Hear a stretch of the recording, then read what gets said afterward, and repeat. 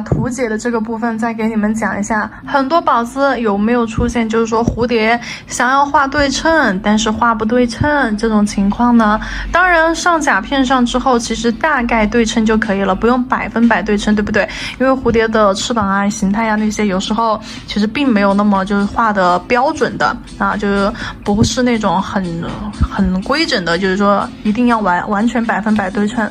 但是如果说大家想要在练习的时候往对称的，尽量往对称的去画，或者是你实在是就是说对称对你来说实在是太难啊，咱们教你们一种方法，怎么去画对称的一个正面蝴蝶啊。你看我像我这个我就不是很对称，对吧？如果去画一个非常对称的一个正面蝴蝶，来看这里，先给它画一个，先拿一张纸过来，先给它画一个长方形。好，上面一条线，好，下面一条线，平行线啊，对称的。好，上下画完了之后，你再左右，左边一条线，好，右边，然后这个框框，如果说你想要画瘦一点的，那这个框框就留窄一点。那你看这样子留窄一点，那么我们的翅膀是不是就是瘦长一点的啦？如果说你要画胖一点，那你这个框框你就留宽一点点，这样子我们画出来的翅膀，画出来的蝴蝶，画出来的蝴蝶就是这种胖一点的蝴蝶了。那就像这种胖一点的，像画这种瘦长一点的，那这个框框你这样留窄一点，那这就是瘦长类的。好，我先来个，我们就定个胖一点的吧。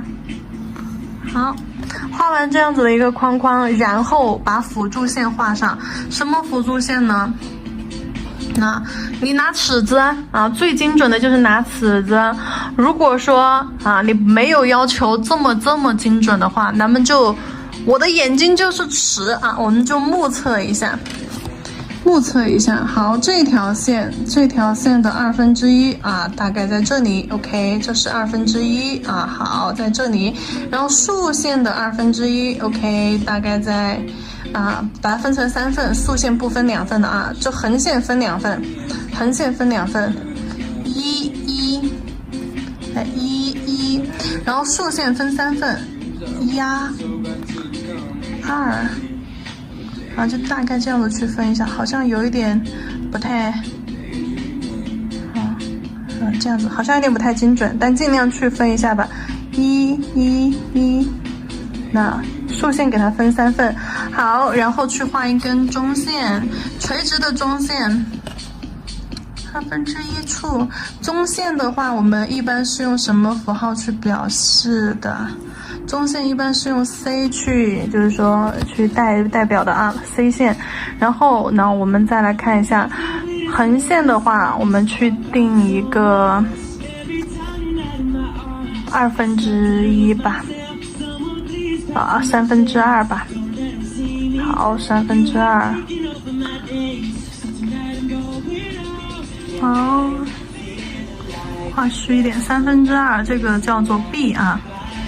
好，把这2条线定好了，那你基本上就能确定翅膀的位置了。那对吧 ？X 线在这儿，那 X 线中间的横线这个 B， 对吧？大翅膀2对儿在这儿，小翅膀2对儿在这儿。那找到这个角。找到这个角，好，然后你把大翅膀从这儿画，好，从这个角从这个角画 C 弧，牵到中间来，交到中间，好，你要看，你这个是连到这个角了，还是没有连到这个角？两边对称，是留了一点空间，还是说全部连上了啊？然后带到这儿，那小翅膀的位置。那再去取那2/3吧，好，这儿1、2、3，好，把这条线分成1、2、3 3份，好，然后你就从翅膀这边连接下来，好，然后这里转角弧度圆润 ，OK， 翅膀收回来，横线收回来，转角圆润。好，横线收回到中间来。小翅膀，小翅膀，小翅膀从这里画出来，连接到，好，小翅膀这根线也是在2/3和这边对上了啊，从里侧出来一点点，好，看它在框子里面线条间的这个间隔距离。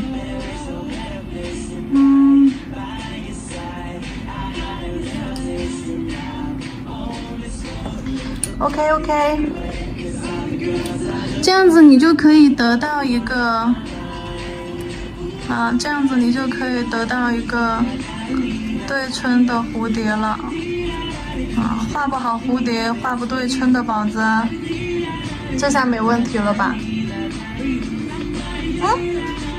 没问题了吧？好，然后像这种边线，你就想做什么蝴蝶形态、翅膀形态，那你就直接去做就好了，去产生一些裂变就好了啊，这个没关系的，只要让它的左右翅膀大小啊、位置呀，就是说尽量对称一些，不是100%对称啊，就可以了。好了，这个就是关于它的一个定位啊，就非常对称的一种定位。那像我们平时画的话，一般就是随手就画了啊，只要把 X 线这3条线定了，那随手就来了。就你不用做到完全对称，那你只要就是有一个大概的形态轮廓。好，甲片上没有讲究完全对称的，甲片上就看构图了。